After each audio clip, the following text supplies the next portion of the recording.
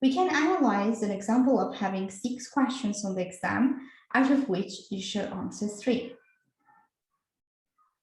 If that's the case, you can study 4 main topics you understand the most. So in this case, you do selective studying. You have a look at your course, you see all the topics that you have covered on the course, and instead of trying to read everything and try to understand every single case that you have all covered on the course, you select the topics you understand the most and prepare them for your exam. In case of family law, these are the key topics that you should prepare for your exam: marriage, civil partnership and cohabitation, divorce and dissolution of civil partnership, finance and property and divorce, inheritance. From my experience, usually in family law exams, you get a problem question about distributing the finance and property on divorce. So you should definitely be prepared to answer such a problem question. We're going to go through an example problem question on this topic. So make sure that you have a look at the full answer on your website after this session. Before we go into details as to what these main topics are and the key principles, key cases about them and how to answer questions, let's have a look at the general guidance on answering problem and essay questions. How do you answer it in a way that you get a very high grade? IRAC structure is the key. That's what you need to have in mind when you answer a problem question, but not just in the beginning or at the end. You have to identify all the legal issues that arises on the problem question given and deal with each and every single one of them using the IRAC structure. Identify the issue, identify the correct law which best applies to the facts in hand, apply and analyze.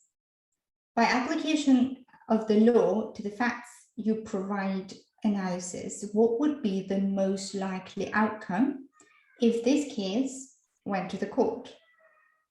And then at the end, you have to conclude. So after analyzing all the possible outcomes that this case may have, you have to say which is the most likely one. Essay question style is a bit different. In essay questions, you have a statement, and mainly you should argue for and against the statement given, but the structure in some cases could be different. So you make sure that you read the essay question very carefully and you analyze possible arguments from both sides of the question. Only if you provide possible arguments on both sides of the question, you may get a high grade. In this case, it's not specifically IRAC structure, but it's something similar. So here you don't have a legal issue to identify like you have in problem question, but you have to deal with some legal issues for your argument. So you're not applying it to the facts of the case like you do in problem question, but you refer back to the question and you provide an argument to answer the question asked. Now we're going to go through each of the topics that we mentioned earlier. So marriage is a contract, and this is defined as a relationship that has a set of legal consequences established in the agreement between the two parties according to their intention.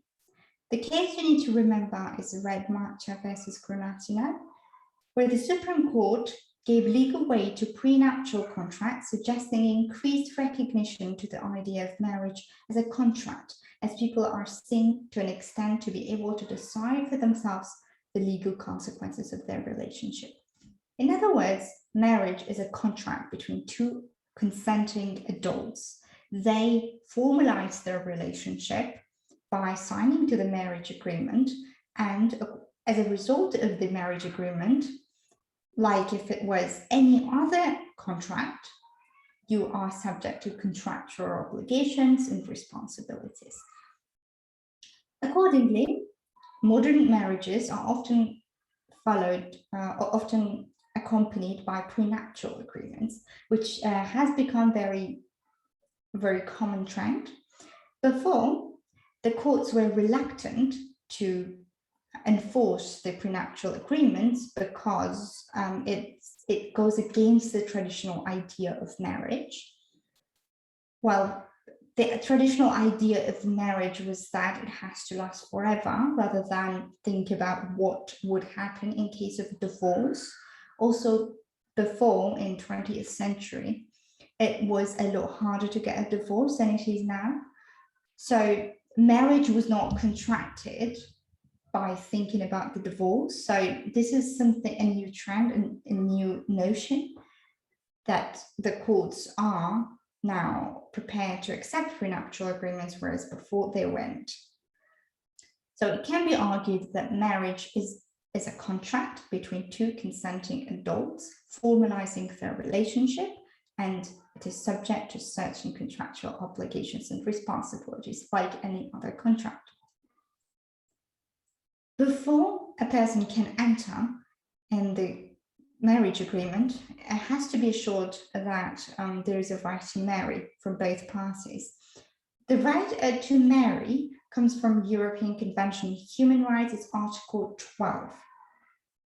According to Article 12, everyone is entitled to get married, but they have to be of marriageable age. In each country, it can vary what is marriageable age. In the UK, it's 16. So everyone at the age of 16 can get married. In the modern times, marriage is not the only type of relationship that a couple can have. There are also other types of partnerships, like civil partnership. Civil partnership is similar to marriage. It was originally made for same-sex couples. Same-sex couples did not have a right to marry in before 2013. That was when the UK ratified the right to for same-sex couples to get married. Before that, they could only enter in civil partnership. Since 2004, same-sex couples can enter into civil partnership, but strangely, UK did not allow opposite sex couples to enter into civil partnership. So the only way to formalize their relationship by heterosexual couples in the UK was marriage before 2019. Until this is the case where a couple, a heterosexual couple, said that it was discriminatory for the UK to not allow civil partnership for heterosexual couples. They did not want to get married, and they wanted to be civil partners instead. And as a result, UK approved the right for heterosexual couples in the UK to enter into civil partnership instead of getting married. What is the difference between the two? Formalities are different. From at the start of the relationship, so the paperwork can be different. Non-consummation grounds and venereal disease ground is not present as a ground of voidability in civil partnerships, whereas it is in marriage. So marriage can be annulled in certain circumstances, such as non-consummation or venereal disease. However, this is not the case for civil partnerships. And adultery. Adultery is a ground for divorce in case of marriage, whereas it's not the case for civil partnership. The third type of relationship between couples can be cohabitation. Cohabitation is when a couple decides to live together without signing any contracts, basically. You can read our notes on this topic here, and you can read our notes on marriage and civil partnerships as well. The link to our notes on the slides before. Cohabitation as a social phenomenon is quite recent. Historically, cohabitation was not very common in society. However, there has been an increase in the number of unmarried cohabiting couples in recent years. Why does this happen? Why there are so many unmarried cohabiting couples? Why don't they just get married, right? Because of the notion that the marriage entails. There is an objection to marriage because of its patriarchal notion that comes with it. Cohabitation is like, could in modern society is seen as a step towards marriage. So before the couple decides that they are compatible for each other to get married, they often decide to cohabit, to live together, and then understand if they want to get married or not. Also, marriage is associated with lots of responsibilities. It's a contract that is a big responsibility, basically, and some people don't want to be subject to that much responsibility, and they don't want to formalize their relationship that way. So they choose an easier option, which is cohabitation, where you just have to live with your partner and you're not actually signing any contracts and you're not subject to any responsibilities. However, it has some disadvantages. If you are a married couple, you are entitled to certain benefits. So if one of the partners dies, you can get most of their estate, well, depending on if you have kids. The kids are also entitled to part of their estates. But if you are just cohabitees, you don't have any automatic rights for getting inheritance from your deceased partner. So it can be argued that in case of inheritance, cohabitees are treated more or less as second-class citizens because they don't have any automatic rights of getting anything from the deceased estate. Also, you cannot get life insurance you cannot get life insurance for cohabiting couple, whereas married couples are allowed to do that. However, New Cohabitant Rights Bill Act 2019 is created to give more rights for cohabiting couples as the society evolves and more couples decide to cohabit instead of getting married. The government wants to reform this area of law, but we don't know yet if the reform suggested in the Cohabitant Rights Bill will actually get approved. So how does the divorce work and dissolution of civil partnership? This area of law is guided by Matrimonial Causes Act 1973, consolidated the Divorce Reform Act 1969. There is only one ground for divorce, which is irretrievable breakdown of marriage, provided that the couple can prove that there is irretrievable breakdown of marriage. Then they have to show that there is one of these five grounds for divorce.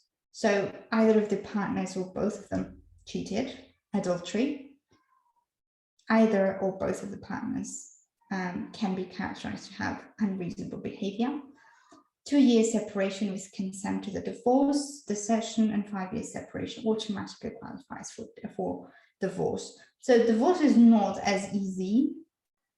There are a few requirements to satisfy, and if these requirements are not met, you may not be able to get a divorce. Section 1(2), at least one of the 5 facts and the one ground, the irretrievable breakdown of the marriage, must be simultaneously proved. How does dissolution of civil partnerships work? The process is very similar. However, instead of 5 grounds for divorce, like we have in case of divorce, here we have only 4 grounds. Adultery is not on the list, and the other 4 are on the list. And obviously, a different legislation is in charge of this area of law. Section is a Civil Partnership Act 2004, whereas for marriage, it's the Matrimonial Causes Act 1973. So make sure that in a problem question, you cite the relevant law and you don't mix up Civil Partnership Act with the Matrimonial Causes Act. the financing property and divorce, this is very often asked in a problem question in family law exams, so make sure that you understand this area of law and make sure you understand how the properties are distributed in case of divorce. Matrimonial Causes Act 1973, Part 2, Sections 21 to 40b. This is the area of law that guides financing property and divorce. So there are various options, and depending on the circumstances of the couple, the court will decide which one is more appropriate. Orders that can be granted by the court in case of a divorce: maintenance pending suit, financial provision orders, property adjustment orders, and pension sharing orders. In the first one is basically on a petition for divorce, nullity of marriage. The court may make an order for maintenance pending suit, that is to say, an order requiring either party to the marriage to make to the other such periodical payments for his or her maintenance. So basically, one partner who has income and the other partner doesn't have income, the other partner has to pay like a pension to maintain that other partner. If the other partner remarries at some point, then this pension will be lost. The other orders that exist, a financial provision order. So in this case, lump sum orders. So the properties are just divided in half. All the properties that has been purchased during the marriage are divided in half. It can be by monthly payments or yearly payments, like installments, or it can be just one lump sum. The courts will always try, firstly, to achieve a clean break so that the parties can move on and don't think about divorce and don't think about their ex-partners, because it's just divorce can be very stressing, and the courts want to help the parties and to move on, right? So that's why they will always try to make lump sum orders in cases where this is possible. But in some cases, some couples do not have that kind of financial situation to afford one big payment to the other partner and just be done with it. That's not always the option. So if that's not always the option, they just don't have this opportunity to just pay this big sum of money and be done with it, in only that case, then periodical payment orders can be made, depending on the financial circumstances of the couple, how much money they can afford to pay at once, and with what kind of frequency. Property adjustment orders. So if they have more than one properties, the court will make sure that both of the parties divide the properties, or it can be the properties can be also sold and the money can be divided. So depending on what properties the parties own, divorcing couples own, and how much money they have, the court will make sure that everything is divided in half, and either a lump sum order or periodical payment orders. This is the case law that you should be reading after the session. You will get the slides after the session, and you should make sure that you read all the recommended notes and case law. So for financial provision orders, there are two types of financial orders available: periodical step payments and lump sum orders. As we said, periodical payments are payments made on regular basis. Could be every month, could be every quarterly basis, annual. Lump sum orders is just one big sum of money paid at once. Important case law for you to read is listed here. This is the example problem question. It's about distributing the property and money in case of divorce. In this case, the solution of civil partnership. Bob and Richard are both 38 and have been together for 10 years. They've been civil partners, and in August 2014, their twin sons, Fred and Ewan, were born. Bob and Richard own a house together worth $500K, and has an outstanding mortgage of 150K. Richard earned 60K a year as an architect until September 2017. Bob worked as a mechanical engineer, earning 40K a year. In 2014, Richard inherited a flat worth 120K, which he rents out for £650 a month. Before the boys started at the local state school, the rental income went entirely towards their monthly nursery fees. By September 2017, Bob quits his job and decides to do a PhD. Richard increased his working hours and to provide financially, whereas Bob did more childcare and housework. The relationship breaks down and you have to advise Bob about financial remedies available. So this is a very typical problem question you may get when distributing the properties and money in case of a divorce or a dissolution of civil partnership. You make sure that you read our full answer at this link. Good practice would be if you read the question first, try to answer the question yourself, and then compare your question, compare your answer to our answer, so that in that case you will know where you got wrong and what to improve. We provide, this is a model answer, and this answer was already 69%.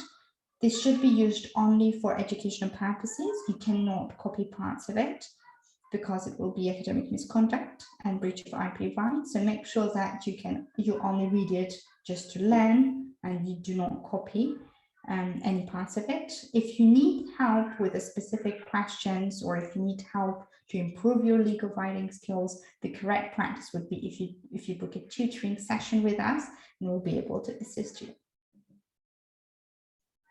In this case, Bob and Richard are seeking to apply for dissolution of their civil partnership. So you have to apply the IREC structure, issue, rule, application, conclusion. The issue.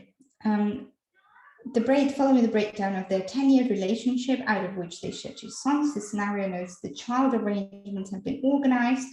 The focus on the advice is solely division of family finances. So we clarified that the child arrangements is not part of the question here. They only ask about the division of family finances. So this is what we're going to address. This is our main legal issue that we have to discuss. The applicable law, Civil Partnership Act 2004, the Civil Partnership Dissolution, the court has a wide discretion to make financial orders in the right distribution of property and finances and the imposition of financial obligations. A clean break, similarly to the divorce, the courts have a duty under Schedule 5, Part 5, Paragraph 23(2) CPA to consider whether financial obligations between the parties should be terminated. In consideration is whether there should not or need not be an ongoing financial ties. So whether or not a clean break can be achieved.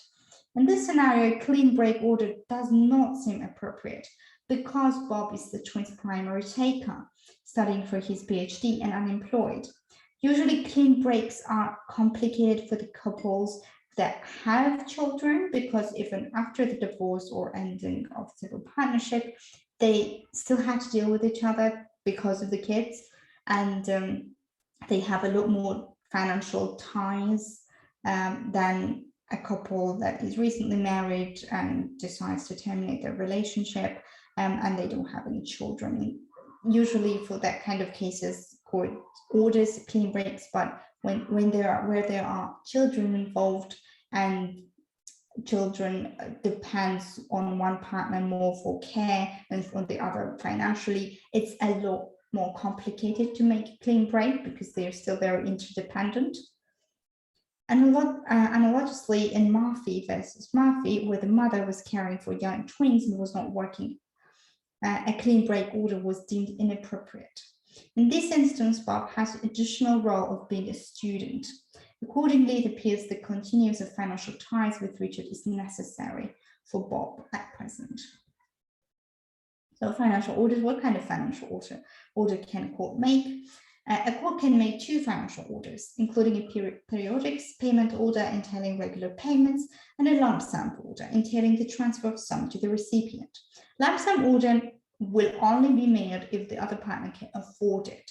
So if the other partner does not have that money to just make a big transfer of money, then the court will not do it.